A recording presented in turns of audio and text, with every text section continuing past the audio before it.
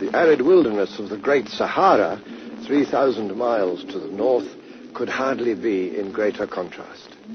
Yet here, in the 1950s, even more surprising evidence was found of early African history.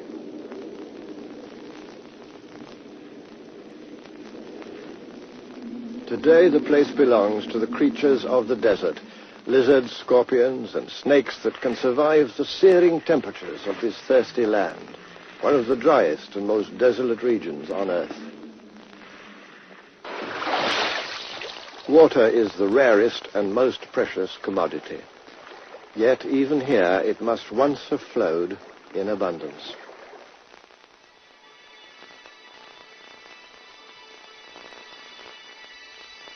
The revelation of these rock paintings in the Tassili Mountains of the Algerian Sahara just 30 years ago astonished the world.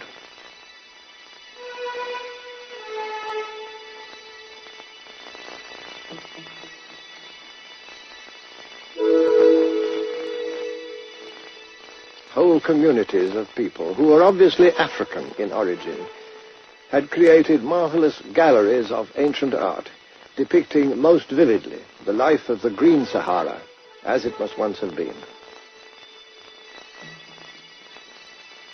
First we see hunting folk and the animals they lived among, the clearest proof that this region of the Sahara long ago teemed with wild game.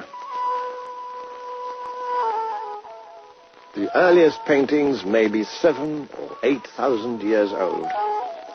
But not all the people who inhabited this huge region were nomadic hunters. This horse, complete with saddle and bridle, points to the development of transport systems and traders. And this ox-drawn plough to the planting and growing of crops.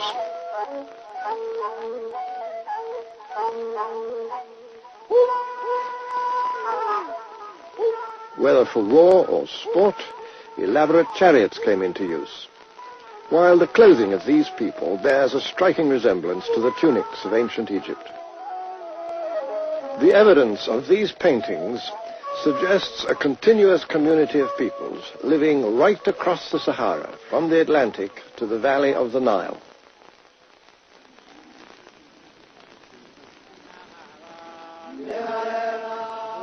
Then, some 4,500 years ago, the climate began to undergo a disastrous change. Gradually, the Sahara lost its rainfall, its animal life, and finally, its people.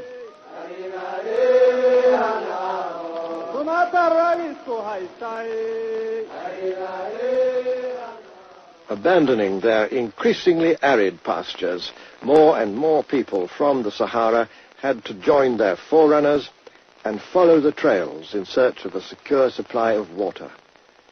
Some headed for the tropical rainforests which lay to the south and west. Others moved east towards the valley of the River Nile. Fed by Africa's greatest lake, the Nile runs north for over 4,000 miles before reaching its outflow in the Mediterranean Sea. It's the longest river on Earth, and no river anywhere pushes on so relentlessly through mile after mile of vast and rainless desert regions, while tumbling down from the mountain plateau of Ethiopia.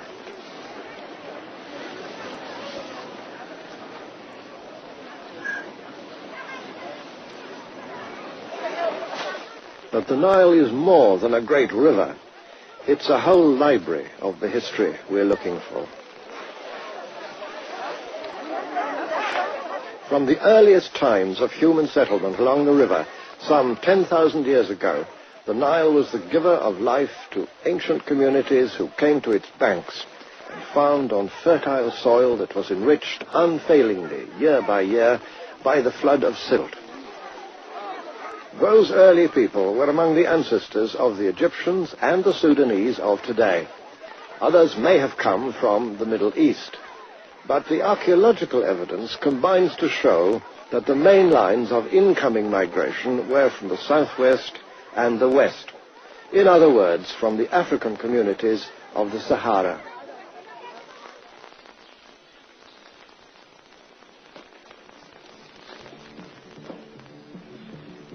5,000 years ago, this homeland had already become the scene of a civilization in many ways unmatched anywhere else in the ancient world. This is where we have to begin, in the Egypt of the pharaohs, in the African land that was the gift of the god of the Nile. It's easy enough to believe, within these corridors, built to a gigantic scale and yet wonderfully proportioned, that you've entered a world sprung complete from the lap of the gods. Egypt of the pharaohs was the greatest and the oldest and the most inventive of all the high civilizations of antiquity. And it flourished for 3,000 years. It set a pattern, an example for peoples near and far.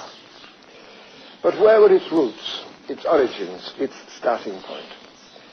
Most of us have believed or have been taught that the glories of the pharaohs could never have been created by African people or African ideas because, it's been said, Africans could never have built a high civilization.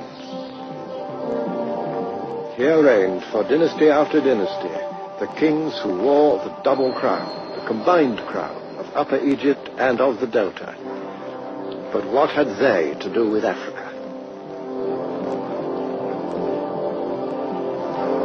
How could this grand hierarchy of gods and spirits have anything in common with the superstitious mumblings of the black peoples of inner Africa?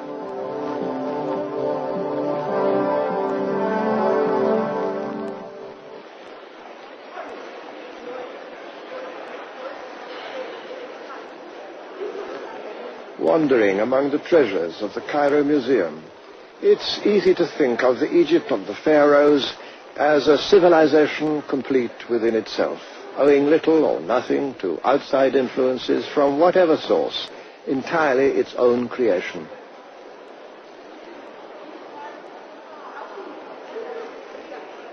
And I imagine that most visitors conclude, as they listen to their guides, that a statue such as this, of the young king Tutankhamun, may have turned very black in the course of centuries, but could not have been a black man in the first place. It's a view which is now increasingly under challenge, not least from African historians and archaeologists. One of the more outspoken of these is Professor Cheikh Anta Diop of Senegal, who has made a special study of the origins of the people of ancient Egypt. Contemporains des Égyptiens et même des philosophes du XIXe siècle, voici dans le tombeau de Ramsès III, au XIIe siècle avant Jésus-Christ, les 4 races connues des Égyptiens représentées sur le même plan. Ici, vous avez l'Égyptien, le type générique de la race, en noir charbon, si je puis dire, avec toutes ses particularités ethniques. Et sur le même tableau, vous avez le type indo-européen, représenté également, avec toutes ses différences par rapport au type égyptien, du point de vue de la couleur de la peau et du point de vue du vêtement. Et ici, vous avez les autres Africains qui habitaient à l'époque l'intérieur du continent, représentés de la même façon que les Égyptiens. That particular painting, however, is a rare exception, the only one, as far as I know, that so clearly makes the professor's point. For the most part, the ancient Egyptians had themselves portrayed as reddish pink, but of course they intermarried with Asians, and even more with other Africans. Many of their noble ladies were Nubians, and lovingly portrayed as such. This painting comes from the tomb of Hemaka, clearly a black lady, with a handmaiden behind her, just as surely white.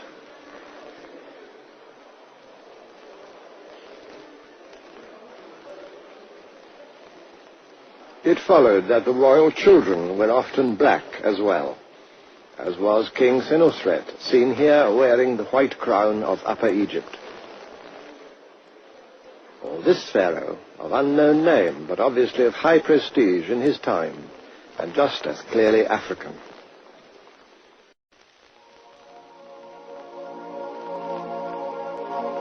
Elephantine Island in the Nile marked the border between Egypt and Nubia, and was a place of great sanctity in ancient times. Among the travelers who came here were the earliest European historians, the Greeks, men like Herodotus, brought up as he was in the classical tradition which regarded the various races of the known world as different but equal.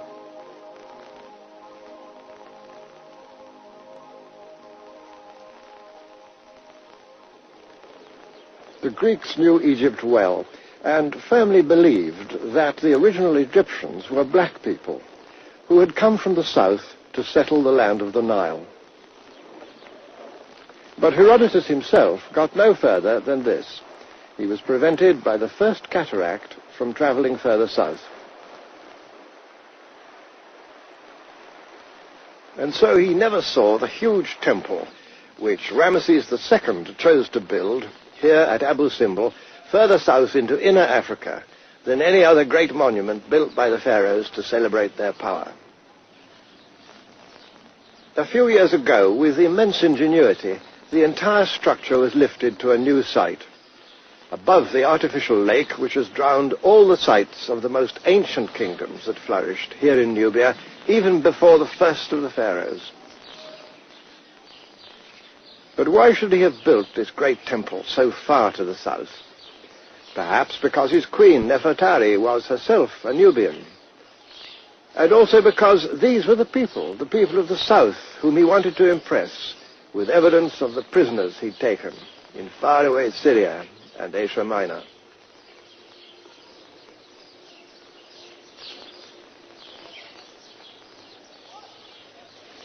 Even mighty temples like this one have to be seen against the background origins of ancient Egyptian civilization. And those origins, in the light of modern science, were above all African. No matter what ideas or customs the pharaohs may have found in the Asian lands they conquered, Egypt's beginnings were in the south, in this inner Africa, which the ancient Egyptians called the land of the gods, of the African gods whom they revered as their guardian spirits. The time came when Egyptian conquests ended. 400 years later, it was the turn of the kings of the south of Nubia, who now marched north to subdue the power of Egypt itself.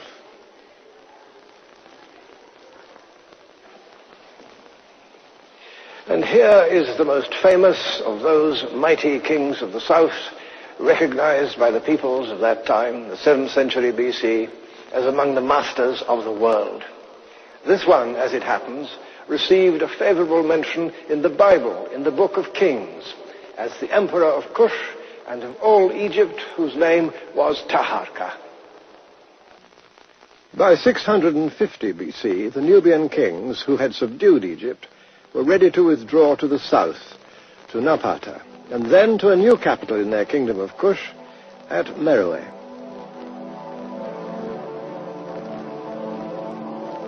And there we must follow them if we are to understand the history of this inner Africa, which exercised so strong an early influence on ancient Egyptian civilization, and which later was to reflect that influence.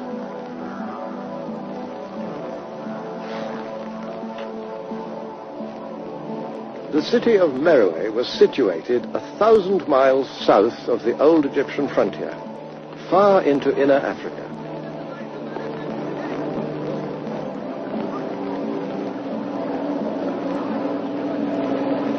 I never come here without a sense of wonder, for right ahead, in the midst of this pitiless desert, there stands one of Africa's great historical surprises.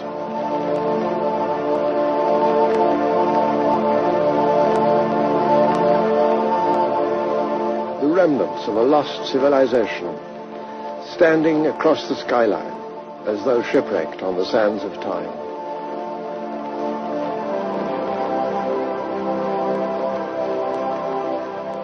These are the pyramid tombs of the kings and queens of Meroe, who reigned and were buried here through more than 6 centuries.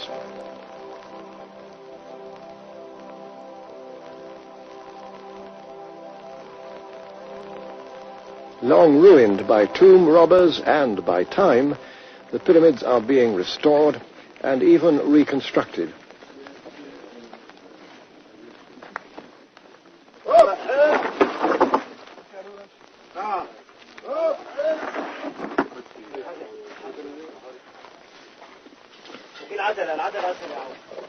Meroitic civilization still presents many puzzles. One is that the monarchs of Kush built their pyramid tombs long after such monuments had ceased to be raised in Egypt. Partly because the pyramids of Meroe are neither as old nor as massive as those of Egypt, it's been assumed that all this was a mere provincial copy of that greater civilization. In fact, it was far more than a copy. The similarities are there, but other aspects of Meroitic culture are found nowhere else.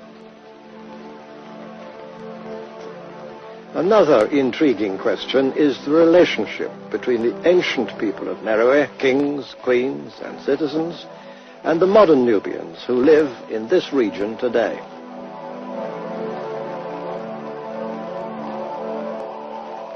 We can still see their stylized portraits in stone, but what did they really look like?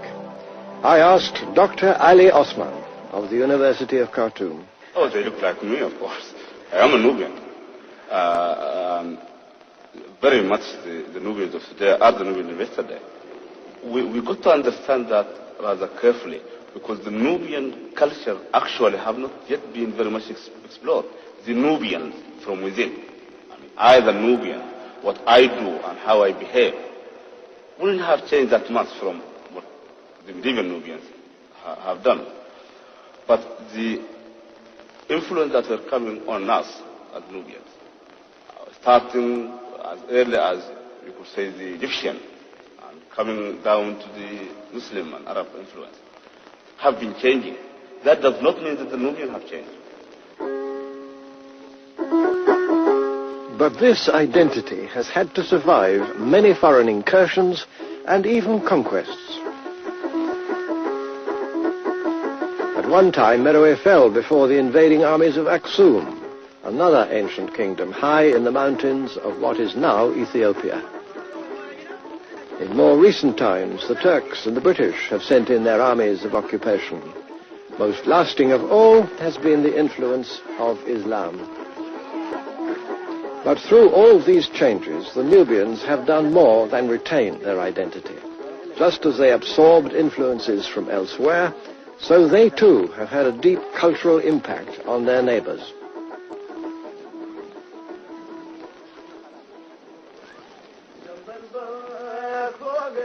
They build now as they've always built, in all probability just as the people of Meroe built, with an old effort-saving rhythm, constructing mud walls to defy the scorching heat of the Nubian summer.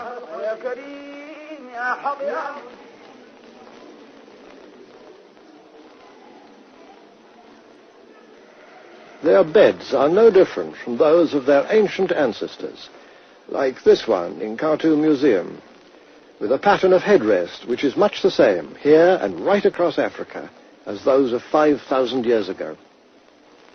And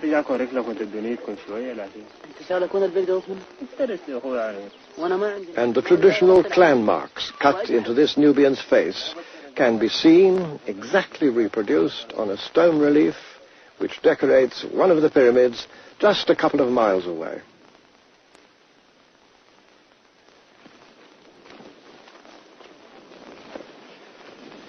It's been said that Meroe was the Birmingham of ancient Africa. And that wasn't altogether a flight of fancy, for the people of Meroe had a very extensive iron-making industry. Just consider this enormous pile of industrial waste, of slag. It proves that among the major activities of the people of this flourishing city was to smelt iron. And here is a bit of the residue. A few yards away stood the great temple of Ammon, Meroitic, although dedicated to a very Egyptian god.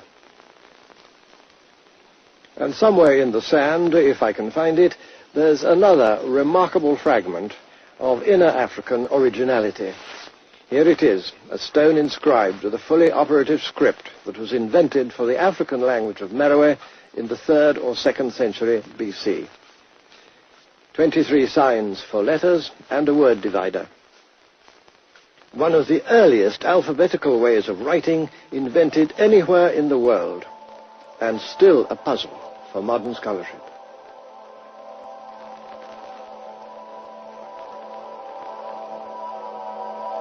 In wealthy houses surrounding the temple were found some of the comforts and enjoyments of Meroitic life. The style of these pots is uniquely Nubian and repeated nowhere else in the Nile Valley.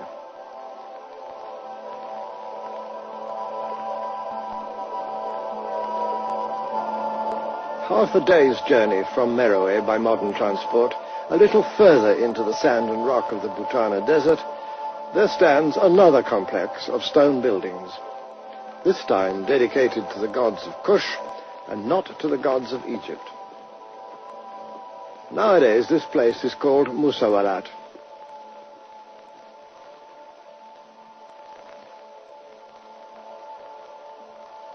Strange hints remain among the ruins, like this old lion in the sand. But what were these buildings for? Perhaps the kings of ancient Kush strolled beneath these colonnades. Historians have offered this or that explanation. My own is that the principal function of this unexampled and powerful building made it unique in the ancient world. This function, I think, was for the taming and training of the great African elephant.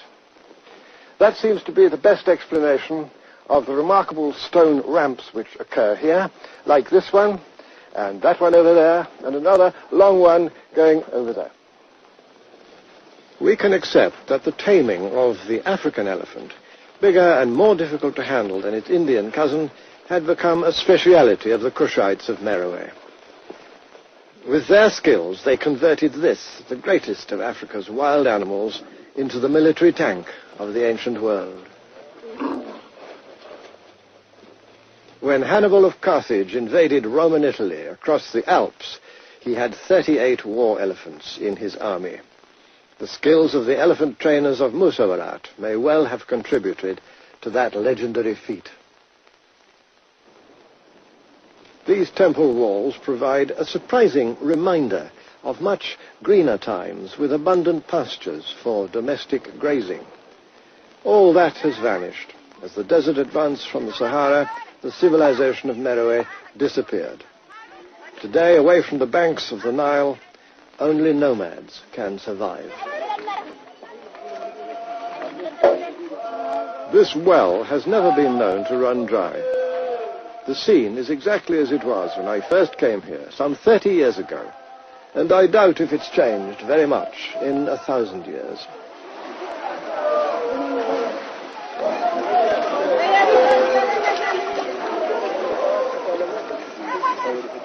Proud and self-sufficient, these people seem untouched by the modern world. It's rare to see a single mass-produced item among their belongings, or anything made of plastic. It's as if they share a determination to rely on nothing but themselves and their animals. Visiting Europeans have usually made the mistake of judging the degree of civilization among different peoples by the number of their possessions.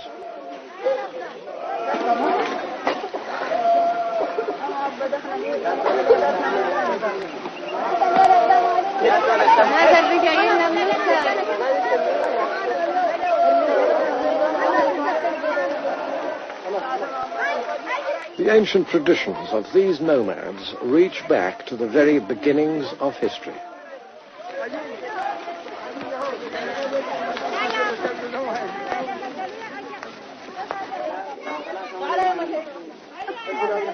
And should they still remember their ancient gods, those too are still here, not yet swallowed up by the encroaching sand. Here at Naga, there's an even more remarkable mixture of local and imported influences. King Natakameni triumphs over his prisoners in a very Egyptian style. The python, on the other hand, was an inner African religious symbol, regarded in many lands down to this day as a figure of spiritual power.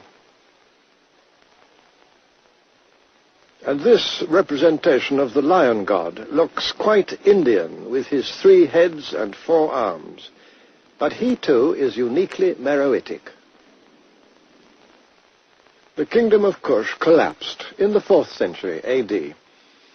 But evidence has recently come to light that some of its people migrated across the plains of Kordofan towards the Nuba Hills.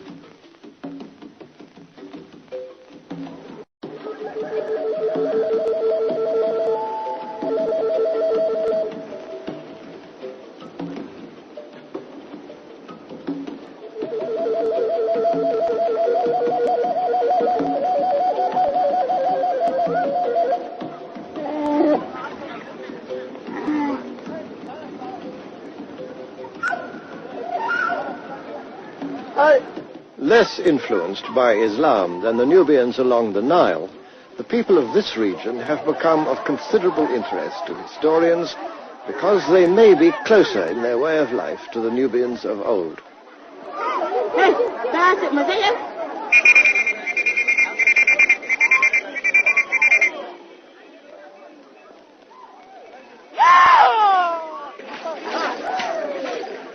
As it happened, we chanced on a special day among these Nuba people, a bit like a cup final.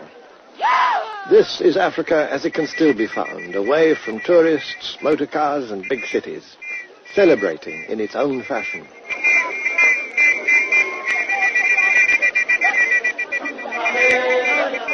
A number of cultural links have been found to suggest that these people may well share a common heritage with distant ancestors who lived in the time of the kings and queens of Kush. Village teams, each wearing its own distinctive color, have gathered from a wide area to take part in one of the oldest of all sporting events, but also a passion among the Nuba, wrestling.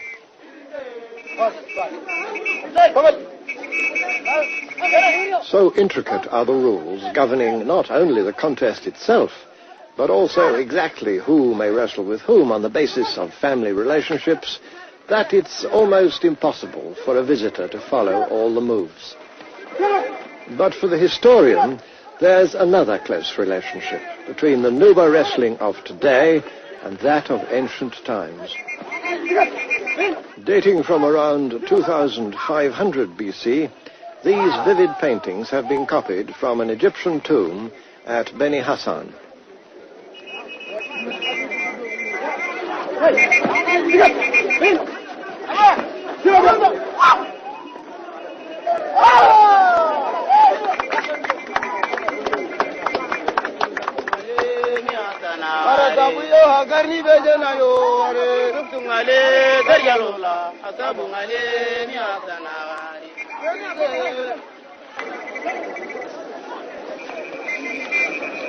Increasingly, it seems that these people can indeed trace their past back to civilizations in antiquity.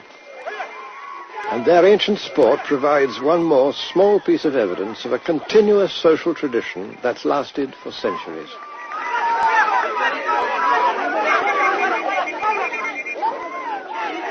Yet these are the very people whom the 19th century explorer Samuel Baker described as human nature in its crudest state, not to be compared with the noble character of the dog.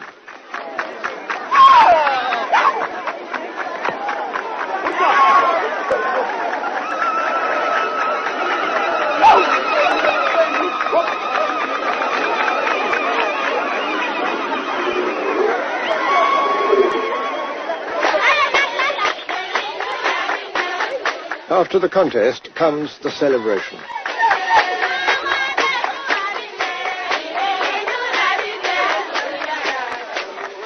Some of these Nuba girls may well be Muslim, but it's no part of their tradition to hide their faces behind veils.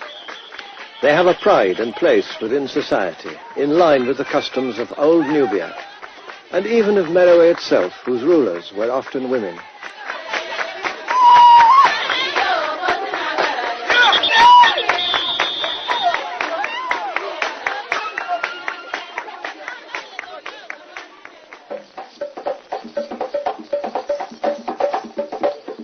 In another part of the Nuba Hills, just a few miles to the southeast, the teachings of Islam have made no headway at all. The people of these villages have quite consciously chosen to reject either Western or Islamic dress. Free spirits under an African sky, young girls dance as much for their own pleasure as for the spectators, breathing life into these astonishingly similar images of Nubian dancing girls, performing for the pharaohs 5,000 years ago.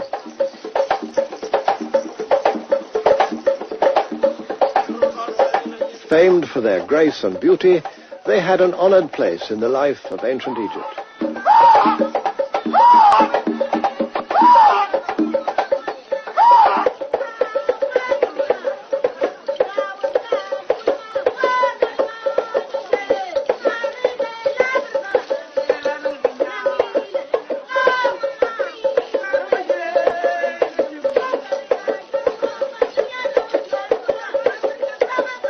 That the one should still be regarded as primitive and the other as part of the world's cultural heritage reflects on the ignorance and prejudice of the modern world. And not at all on them.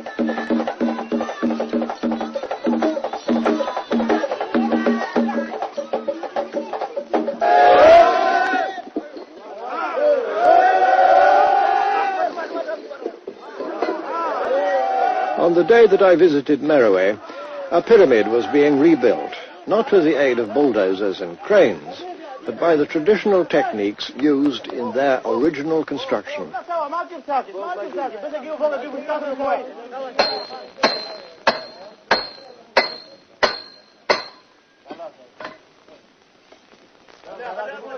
As each great shaft of masonry was hauled up the ramp and pushed into place, for me, the continuity of African history was brought directly alive.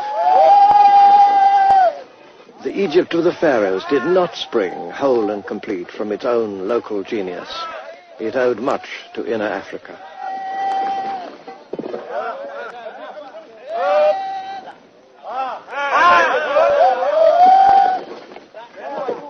In the years ahead, more evidence will surely come to light which will emphasize that it's to the whole of the Nile that we must look, and to lands lying far in the interior for the source and origin of these great civilizations that have flourished along its banks.